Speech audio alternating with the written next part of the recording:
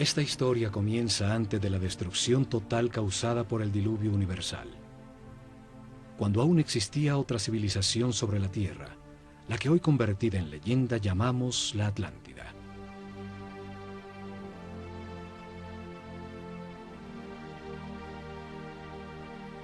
Tenían una sabiduría producto de la evolución de la conciencia del hombre durante miles de años, de las verdades comprendidas sobre el funcionamiento del universo y del proceso que llamamos vida.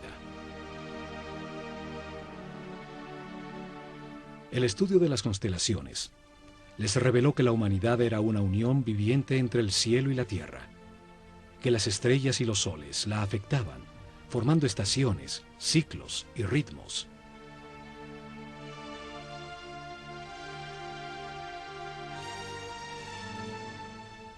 Sabios sacerdotes de la Escuela de Conocimiento de Naakal, en la Atlántida, descubrieron que el planeta estaba en los momentos finales de uno de estos ciclos.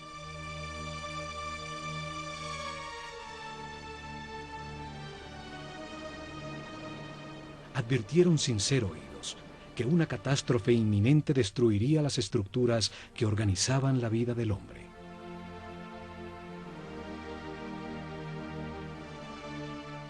Sin apoyo del grueso de la población, construyeron unos pocos barcos cerrados por todos los lados y los protegieron con campos electromagnéticos de fuerzas que podían penetrar y disolver la materia.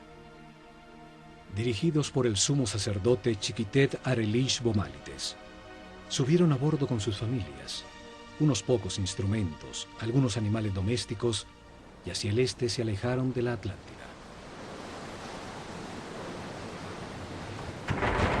El planeta se estremeció. Los cielos se derritieron y las aguas arrasaron los continentes, borrando casi todo rastro de su civilización.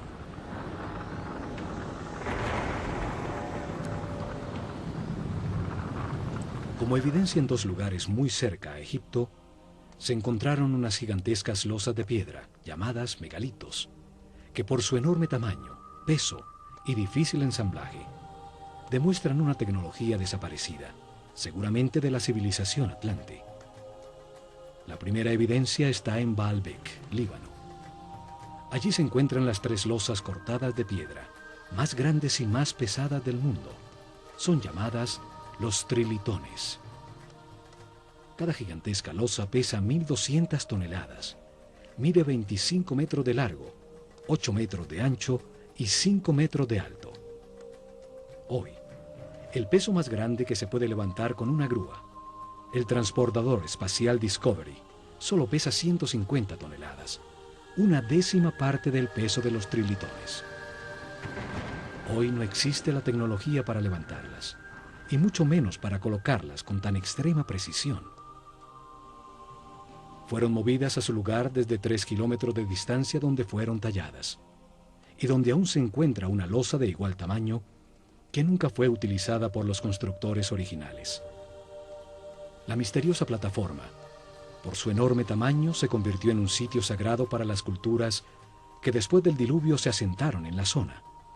Asirios, persas, griegos y por último romanos construyeron sus templos más importantes sobre la plataforma.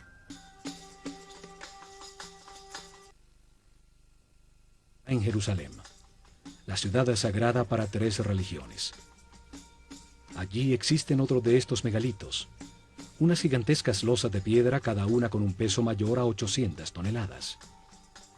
Por su enorme e inexplicable tamaño, también se convirtieron en sitio sagrado alrededor de los cuales creció Jerusalén. Forman parte de la enorme plataforma que sostuvo al templo de los judíos y que hoy soporta la mezquita de El Aqsa y el Domo de la Roca. Las losas son parte de los cimientos del mismo Muro de los Lamentos. Hoy se llega hasta allí por un túnel que descubrió las enormes piedras. Los megalitos de Baalbek y Jerusalén formaban parte de construcciones desaparecidas por el cataclismo universal. Lograron permanecer en el sitio por ser tan masivas. Este cataclismo destruyó la civilización atlante. Sucedió alrededor del año 10.900 a.C., cuando el sistema solar atravesaba la constelación de Leo y quedó registrado en los libros sagrados de todas las culturas del mundo.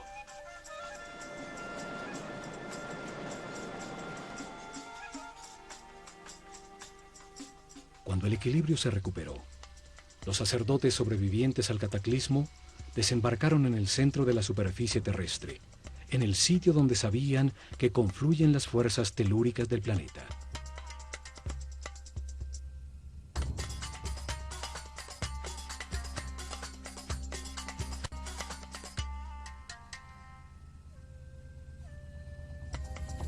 Esperaban utilizar estas fuerzas para impulsar el pensamiento del hombre, construyendo masivas formas piramidales que resonaban, concentraban y transformaban la vibración fundamental del planeta en energía. Seres muy avanzados espiritualmente tenían un concepto de progreso que no estaba basado en la adquisición de comodidades materiales, sino en lograr la paz y la armonía interior, en transformar un limitado hombre animal en un superhombre. Estos sacerdotes, en un momento que llamaron el Septepi, el tiempo nuevo, vieron resurgir de las aguas un largo y estrecho oasis, una fértil tierra rodeada por un desierto protector bordeando un largo río. Lo llamaron Egipto, la tierra que emerge de las aguas, el país de un solo río, el Nilo, con las mejores condiciones para gestar una nueva civilización. Los sacerdotes vieron el cataclismo como una oportunidad para orientar la humanidad hacia un destino más alto y estructurar en este nuevo ciclo una sociedad dedicada al perfeccionamiento espiritual.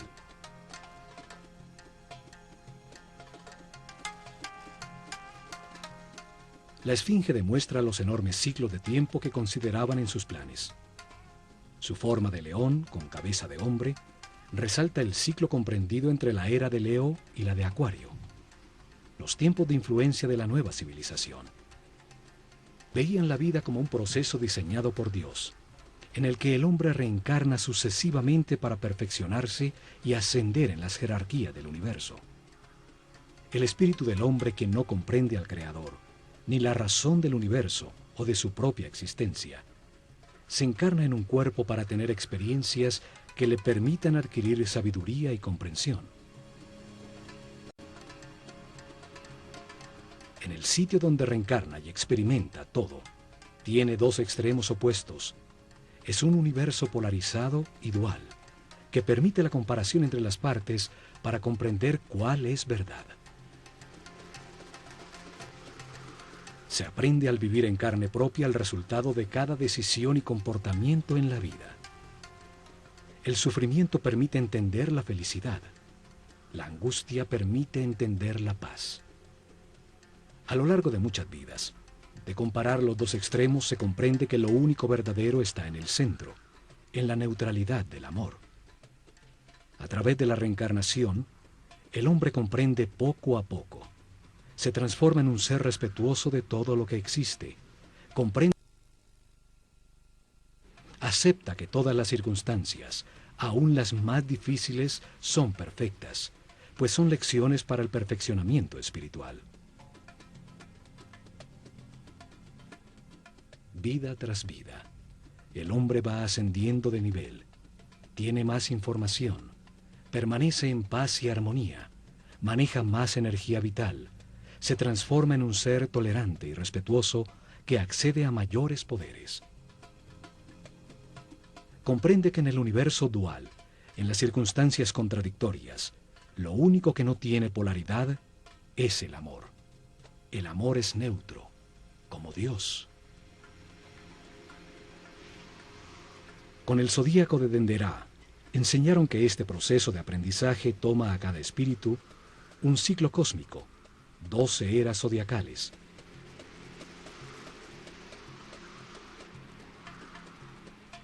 Un giro completo del sistema solar, recibiendo la radiación de cada una de las 12 constelaciones.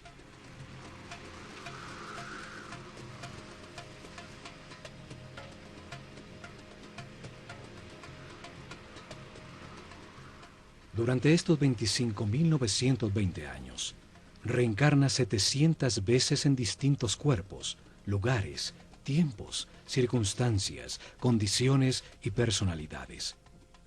En cada vida aprende algo distinto. Cada vez nace influenciado de distinta manera por las fuerzas que irradian las estrellas. Así, todo ser vivo cumple un ciclo cósmico, en el que recibe la energía de las 12 constelaciones, la influencia de los cielos que marcan ritmos y producen distintos estados. Conociendo la relación de este proceso de aprendizaje, de las vidas del hombre en la Tierra, con el movimiento del planeta y del sistema solar, a través de las constelaciones, rigieron sus planes por las estrellas. Estructuraron un método para revelar información sobre Dios, el universo y el proceso de perfeccionamiento durante miles de años. Una forma para la vida y para qué existe.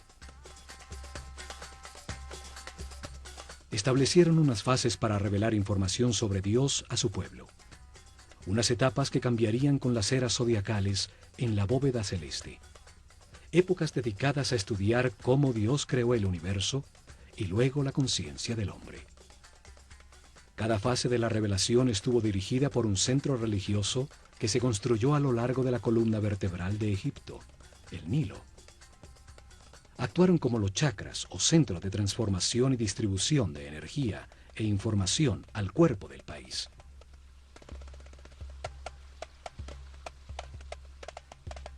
Desarrollaron en 4 épocas, 4 centros religiosos, cada uno dedicado a explicar y lograr comprensión en el pueblo sobre una fase del Génesis. Cada uno dedicado a un momento distinto del único Dios, con nombres y formas simbólicas distintas.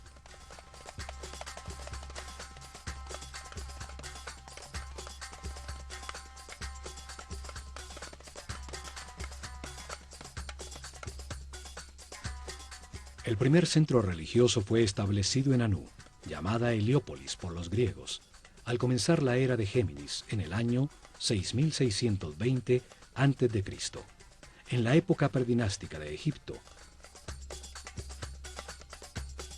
Una era dedicada a la simetría en el arte y en la arquitectura. Fue dedicado a revelar información sobre las características, cualidades y significado de un Dios absoluto, el único Dios, la causa original, el todo, al que llamaron Atum-Ra, la unidad homogénea, estática, antes de manifestar el universo. El segundo centro religioso fue establecido en Memphis, al comenzar la era de Tauro, en el año 4460 a.C. Fue dedicado a revelar información de otro momento de Dios, cuando manifiesta al universo, los planetas y los soles, cuando activa su voluntad, su energía divina y crea la materia. Llamaron Ptah a esta característica creadora de Dios. Durante esta época se nota la influencia de Mentú, el toro que representa la era de Tauro, en todo Egipto, aún en los nombres de los faraones. El tercer centro religioso fue creado en Hermópolis, dedicado a Tot. Así llamaron al único Dios, cuando multiplica la creación sobre la tierra con la diversidad de la naturaleza, las plantas y los animales. El cuarto centro religioso fue establecido en Tebas con la llegada de la época de Aries, el Ram, en el año 2300 a.C.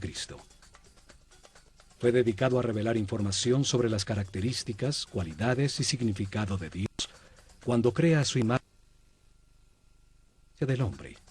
Lo llamaron Amón-Ra. En esa época se da el momento culminante de la civilización. Se construyen cientos de templos donde las figuras de carneros predominan y los faraones incorporan Amón y Ram a su nombre.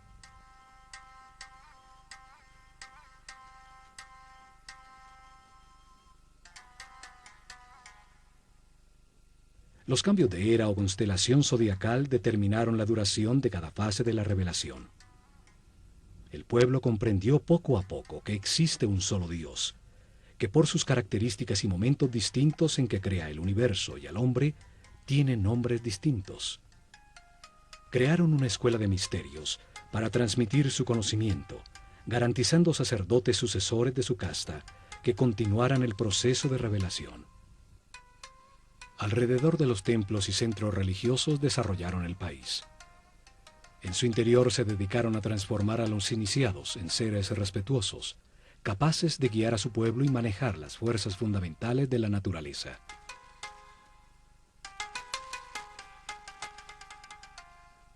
Escogieron sus discípulos entre todos los niños de Egipto por el nivel de conciencia y de sensibilidad que demostraban, dándoles la posibilidad de dedicarse a una vida de sacerdocio. Les dieron información sobre el proceso de perfeccionamiento a través de la reencarnación, sobre Dios y el universo. Les enseñaron ciencias, arte, religión y filosofía. Los entrenaron en ejercitar su autocontrol. Aprendieron a conservar su energía vital, a comprender la importancia del respeto y el libre albedrío, acelerándoles el proceso evolutivo. Los convirtieron en los sucesores de su casta, sacerdotes con el conocimiento y el poder que éste produce, y la misión de guiar al pueblo en un camino de perfeccionamiento general. Se han encontrado estatuas de sacerdotes, unas saliendo de un cubo, otras representados como escribas, seres con el conocimiento. A unos pocos le adicionaron a su nombre la palabra Hotep, que significa sabio, como a Imhotep o Amenhotep, hijo de Apú, como reconocimiento a su sabiduría.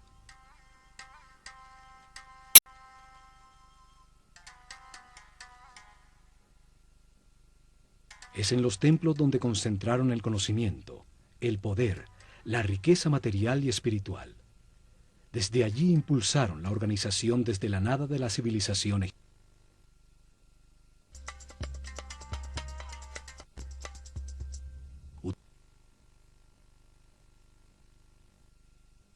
de sacerdotes, que dirigió los destinos de Egipto por miles de años, desde las sombras detrás del faraón.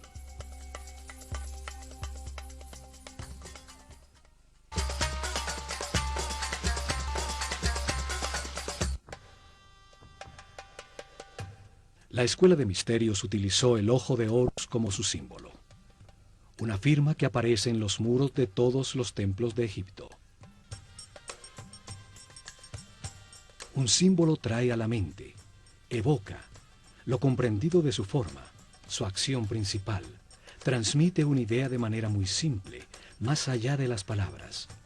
Su significado puede ser entendido miles de años después de haber sido dibujado.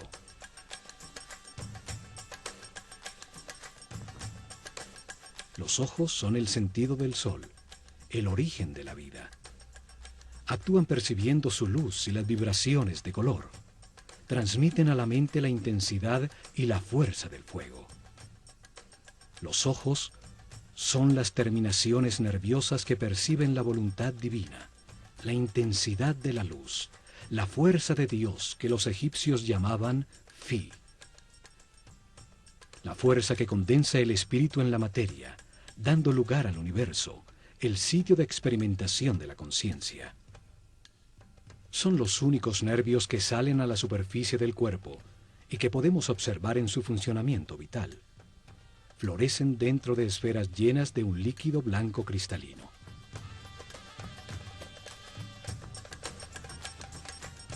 Los ojos simbolizan la dualidad. El ojo izquierdo es solar, sensible a lo negativo.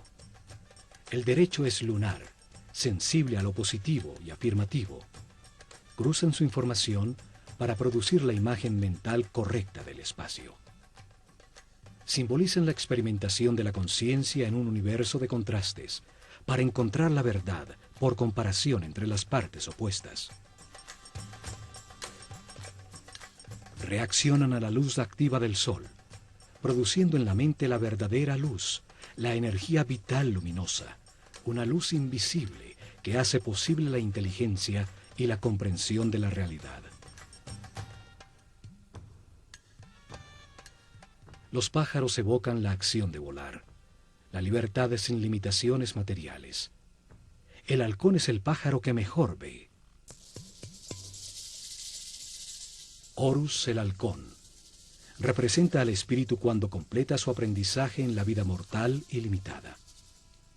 Cuando comprende las verdades del universo, porque las ha verificado en muchas vidas, y se eleva sobre las limitaciones materiales, sobre el tiempo y el espacio.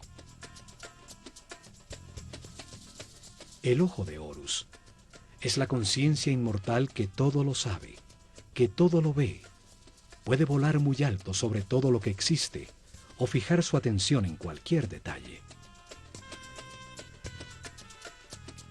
Evidentemente, los sabios sacerdotes se veían como los observadores y los guías de un proceso de perfeccionamiento hacia la luz. Por eso su símbolo era el ojo de Horus, el ojo que todo lo ve.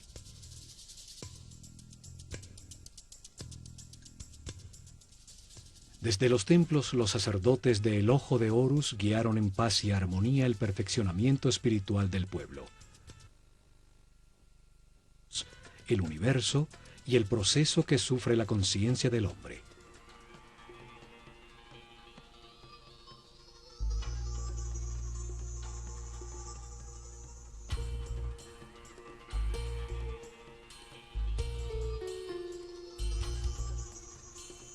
Protegido del exterior por altísimos muros, cada templo era un enorme complejo donde vivieron miles de personas, hombres y mujeres por igual, pues no había distinción de sexo. Dedicaban por lo menos 21 años de su vida a recibir información y entrenamiento para convertirse en sacerdotes o sacerdotisas. El proceso de aprendizaje se realizó en distintos templos, donde permanecían por largos periodos mientras recibían la información que contenían, el entrenamiento correspondiente a ese nivel y las pruebas de autocontrol para avanzar al siguiente nivel en otro de los templos sobre el Nilo.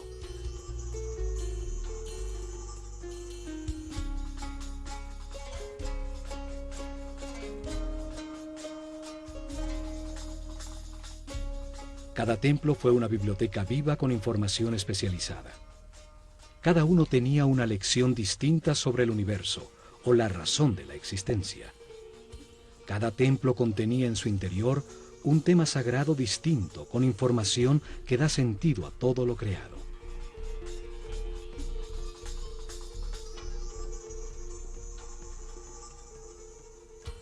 El nivel básico se realizaba durante los primeros 7 años, cuando recibían información general sobre el universo y entrenamiento para manejar los centros energéticos más bajos del cuerpo.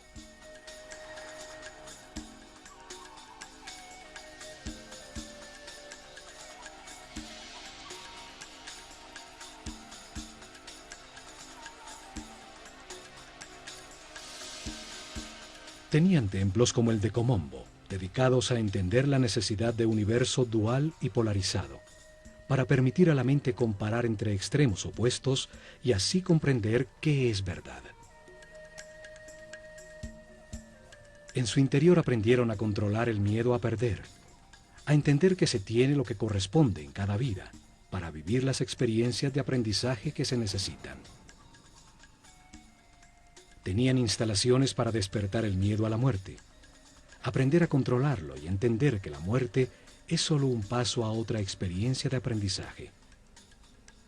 En túneles con agua y cocodrilos, grandes alturas, sitios cerrados con serpientes, los iniciados probaban su determinación. Allí recibieron información para superar el miedo a ser abandonado, los instintos de agresión y defensa, a entender la existencia de programas mentales inconscientes que generan reacciones automáticas para poder controlarlos. En el templo de Luxor, en Tebas, se transmitieron los conocimientos que tenían sobre el funcionamiento del cuerpo y entrenamiento para lograr que la conciencia no se identificara con él.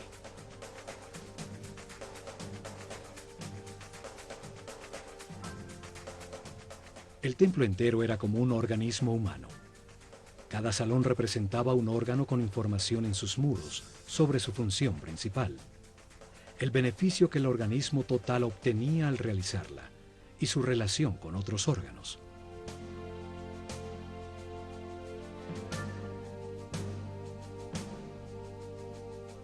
En su interior realizaron ejercicios de concentración y de movimiento, guiando su mente a cada órgano, hasta que hicieron consciente el cuerpo entero y lo manejaron a voluntad como un excelente instrumento.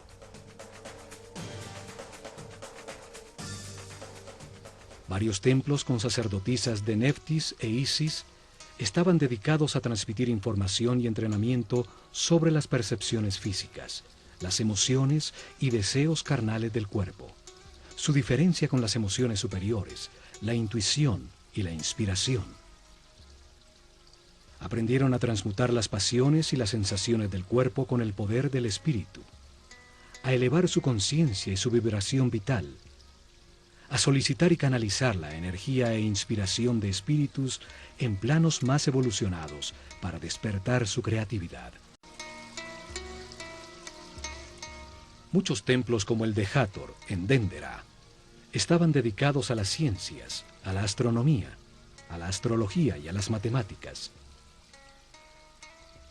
En su azotea se dedicaron a registrar los cielos, a entender las distintas energías que emite cada constelación y los efectos que produce.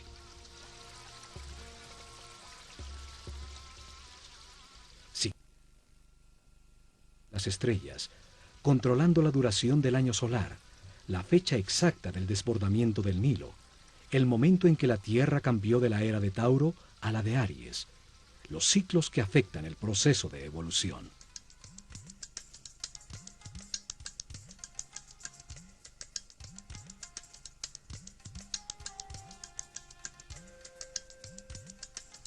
Luego de recibir información dirigida a la razón y entrenamiento para controlar sensaciones, emociones y pensamientos, dedicaban otros 7 años al lado derecho del cerebro, a la inteligencia del corazón, a encontrar la diferencia entre el pensar y el meditar.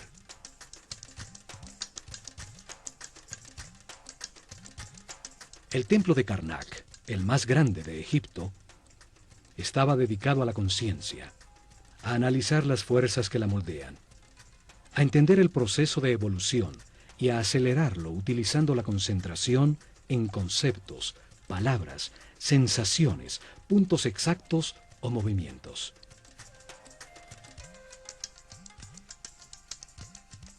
Aprendieron a concentrarse en sí mismos, a diferenciar entre el yo superior y el ego, a identificarse con un ser u objeto externo hasta sentir y transformarse en lo que se piensa.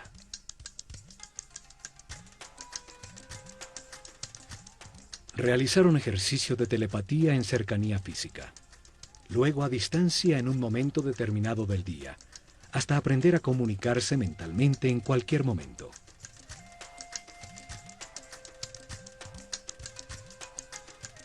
Recibieron información sobre el tiempo y entrenamiento para vivirlo como un eterno presente.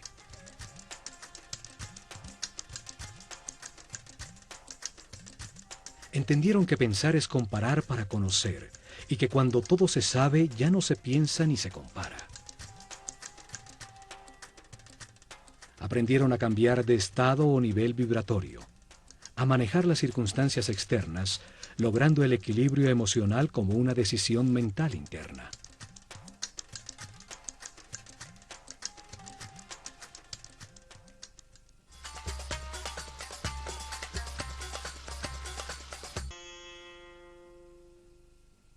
Cada templo contenía 3 niveles de información. Era una manera para revelar información simultáneamente a hombres con distintos niveles o estados evolutivos. El primer nivel transmitía información básica dirigida al pueblo. Cada templo contaba una sencilla historia llena de símbolos y personajes fantásticos. Un drama sagrado fácilmente comprensible. Las ideas eran expresadas como mitos en forma de historia.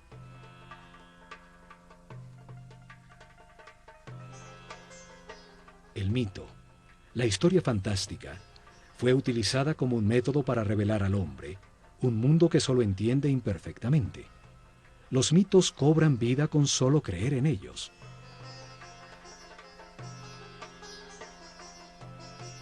Inventaron personajes con características simbólicas, con formas que traen a la mente su función y actividad principal, que participaban en sencillas historias, parábolas que cuentan verdades sobre la naturaleza humana, sin lo árido o lo abstracto de la filosofía o la metafísica. El pueblo recibió información sobre cada tema sagrado al escuchar la historia central de cada templo, al conocer las debilidades y fortalezas de cada personaje, las circunstancias que atraviesa y la manera como se resuelven.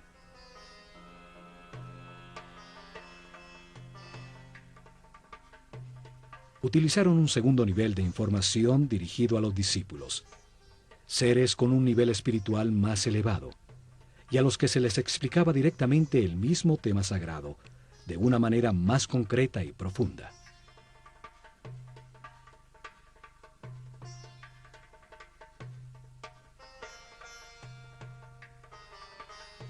Para ello utilizaron las escenas descriptivas del mito, talladas en los muros del templo. Se les explicaba cada personaje, lo que simboliza en el universo, la parte del proceso de perfeccionamiento que representa, el porqué de su forma, su comportamiento y su función principal.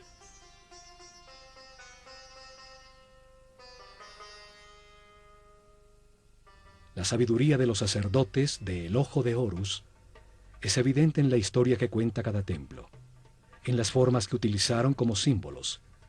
El solo verlos trae a la mente la acción vital que representan o la cualidad que se gana al hacerla. Al utilizar hombres con cabeza de animal como símbolos, los transforman en ideas que evocan la característica vital del animal. Traen a la mente la función que el animal cumple en el universo.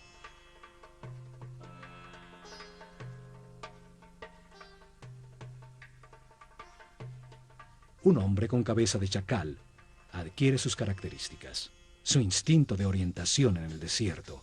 Siguiendo sus huellas, siempre se llega a tierra cultivada. Es entonces un excelente guía.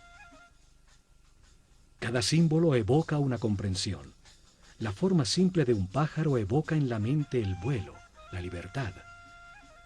Un disco solar sobre la cabeza de un hombre habla de su claridad, de la sabiduría que irradia, de la información que tiene, del nivel de su conciencia.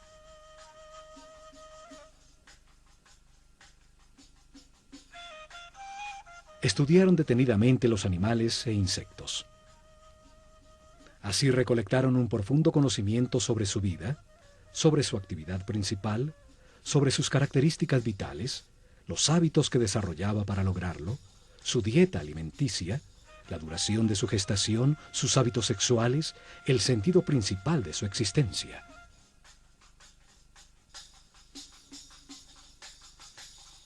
Escogieron los animales más idóneos para representar una acción vital y lo que logra el universo cuando se ejecutan. El proceso del gusano que se arrastra y teje para luego transformarse en mariposa.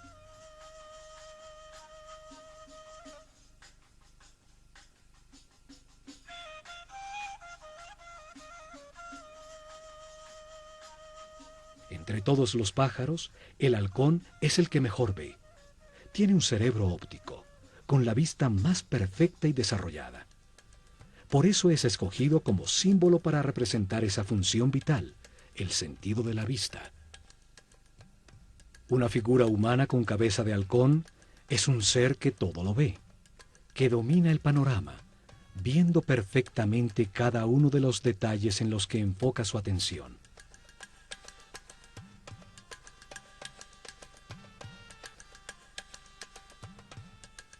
Estas figuras llamadas dioses o néteres por los egiptólogos que creen que Egipto era politeísta y que adoraba a los animales, solo representan una acción vital, un comportamiento que transforma y perfecciona.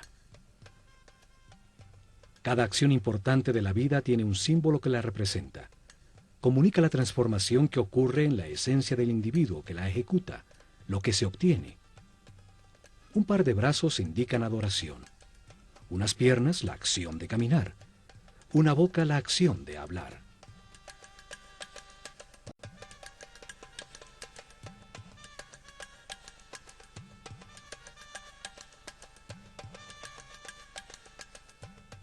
Y por último, en un tercer nivel de información, cada templo guardó un código secreto embebido en el símbolo mismo, solo conocido por los altos sacerdotes y maestros, con información sobre fuerzas y energías fundamentales, cómo controlarlas y utilizarlas para prestar servicio a su pueblo.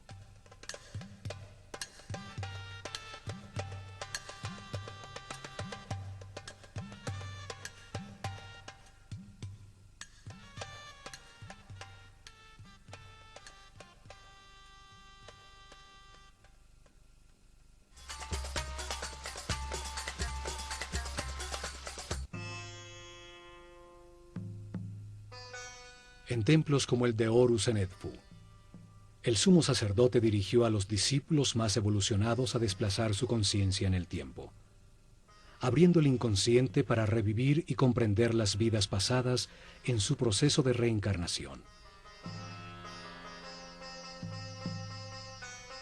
El sumo sacerdote siempre fue un ser muy avanzado en el camino espiritual.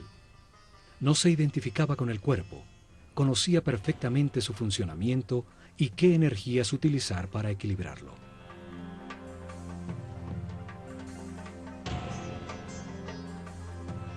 Controlaba desde su centro nervioso en la corona el más alto nivel de energía vital. Permanecía en un eterno presente irradiando amor, guiando y sirviendo con su divino poder.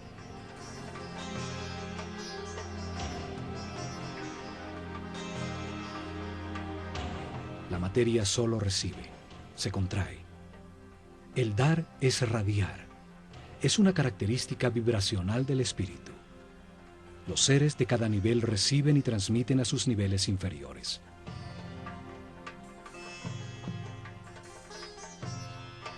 En sus salones entendieron que la realidad está compuesta de 7 niveles de energía vibracional, 7 corrientes energéticas con 7 distintos niveles de poder o fuerza.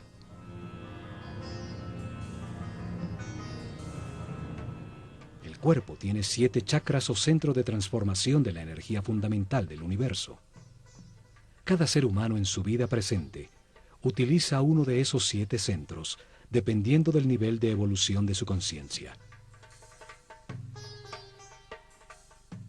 A mayor comprensión del universo, más respeto, más alto el chakra o centro nervioso que utiliza para transformar la energía. Mayor cantidad de energía procesa diariamente y más poderes trascendentales tiene. El sumo sacerdote podía controlar las fuerzas fundamentales por el altísimo nivel de energía vital en que permanecía su organismo. Su sistema neural tenía una resistencia correspondiente con ese nivel de energía.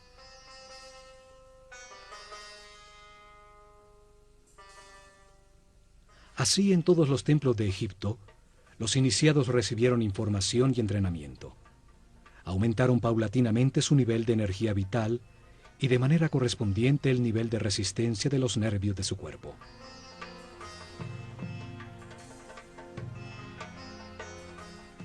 Aprendieron a mantenerse en paz, armonía, a respetar todo lo que existe, a aceptar la perfección del universo para conservar sus niveles de energía vital en el camino de perfeccionamiento que lleva a la omnipotencia, al control de fuerzas y energías superiores.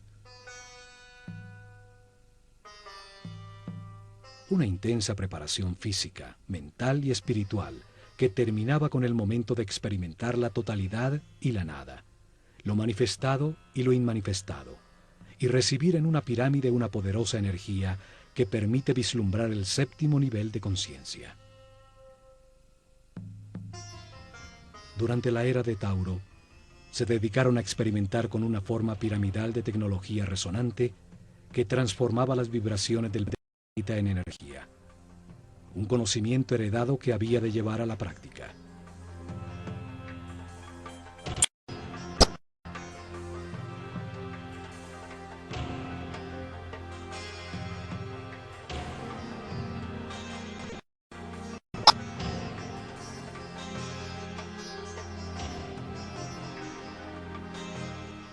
Colocaron masivas formas piramidales que pesaban millones de toneladas en puntos neurálgicos sobre la malla electromagnética del planeta.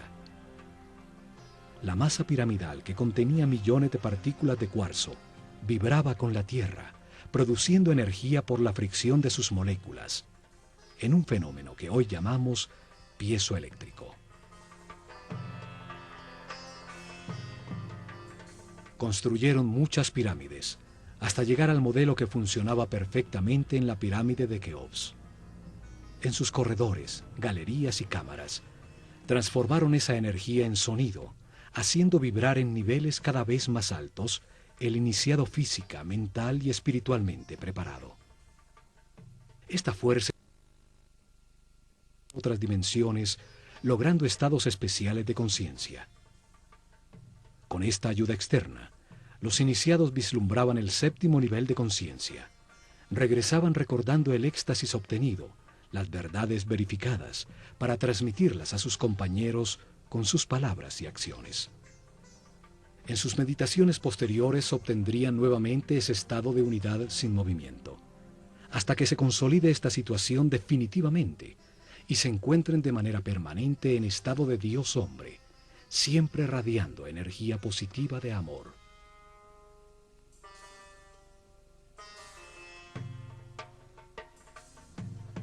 Los conocimientos sobre las formas puras del universo, los bloques básicos con los que se organiza la energía y la materia, fueron fundamentales para el desarrollo de la civilización egipcia. Hoy llamamos a esas formas puras sólidos platónicos. 5 polígonos con sus lados y ángulos iguales, basados en triángulos equiláteros, la forma divina que no tiene tensiones. Utilizando estas formas pudieron producir efectos de resonancia y concentración energética, para elevar la percepción de la conciencia, para lograr efectos de superconductividad con los que se anula la fuerza de gravedad. Hoy se ha descubierto que el planeta tiene puntos neurálgicos, llamados nodos diamagnéticos, donde se puede controlar la fuerza de gravedad del planeta y producir fenómenos de superconductividad. La superconductividad permite amplificar o disminuir la fuerza de gravedad. Al aumentar el peso de las losas de piedra, se enterraban como cimientos sin necesidad de excavar para lograrlo. Al disminuirla, las hicieron livianas, para empujarlas y moverlas fácilmente desde lejanas canteras. En la isla de Segel, se encontraron hieroglifos con fórmulas e ingredientes para producir una especie de concreto que parece roca. Científicos franceses lo han descifrado parcialmente. Sus experimentos confirman que se trata de geopolímeros que al solidificarse producen un tipo de piedra. Esto explica la facilidad para hacer juntas tan exactas entre las piedras de sus templos, logrando utilizar los bloques ya fundidos como formaleta de los nuevos.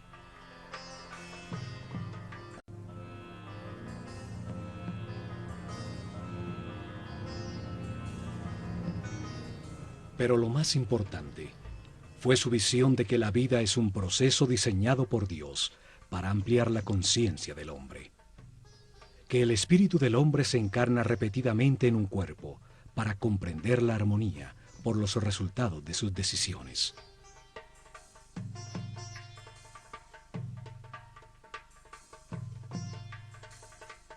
Al vivir muchas vidas con experiencias opuestas, de angustia y paz, de depresión y felicidad, de riqueza y pobreza, de salud y enfermedad, comprende la razón de su existencia y termina con las limitaciones materiales, transformándose en un superhombre inmortal.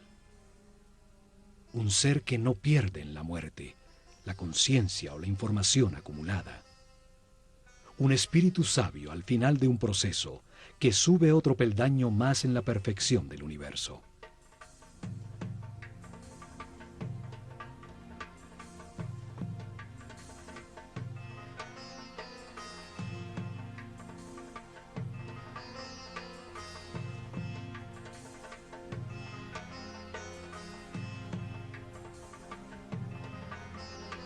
El hombre reencarna muchas veces.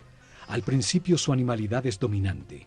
La intolerancia y la agresión determinan una vida de sufrimiento.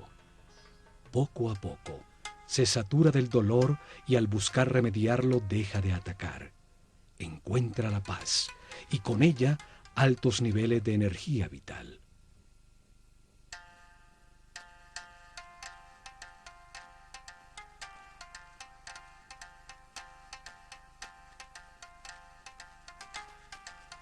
Con la información del proceso de perfeccionamiento y de las leyes que lo regulan, los egipcios mejoraron su vida.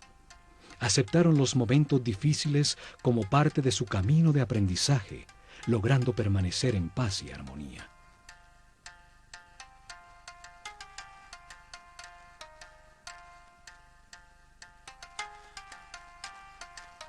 Los templos se revelaron como hombres en un mundo de dolor, podían transformarse en seres sin limitaciones físicas, con conocimientos para transmutar la materia y trasladarse libremente en el tiempo y en el espacio. En medio de las contradicciones de cada vida se aprende algo, y se renace un poco más sabio. En la polaridad entre la luz y la oscuridad, entre el miedo y el amor, se aprende a encontrar la paz y la armonía, a mantener la energía vital.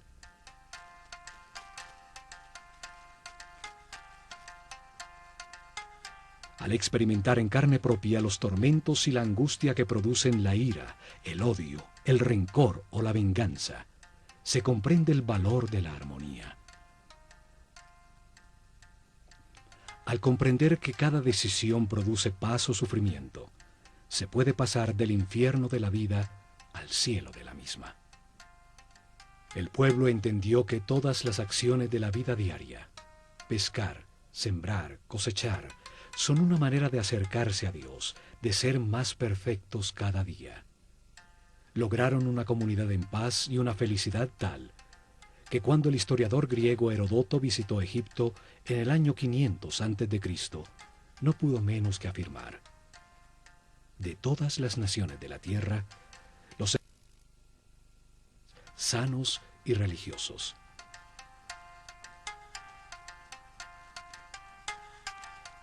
Sin embargo, no tenían una palabra en su idioma que significara religión. No veían ninguna diferencia entre lo sacro y lo mundano. Se veían como los encargados de comprender que Dios, el universo y el hombre forman una unidad manifestada por amor.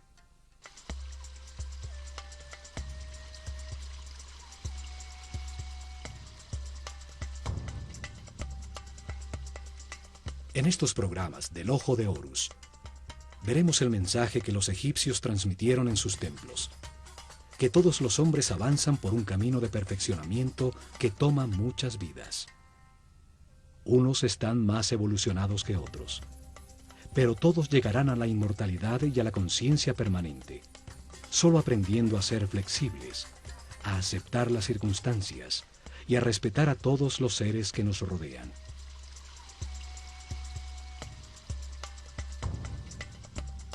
El camino puede ser de sufrimiento o de paz y armonía.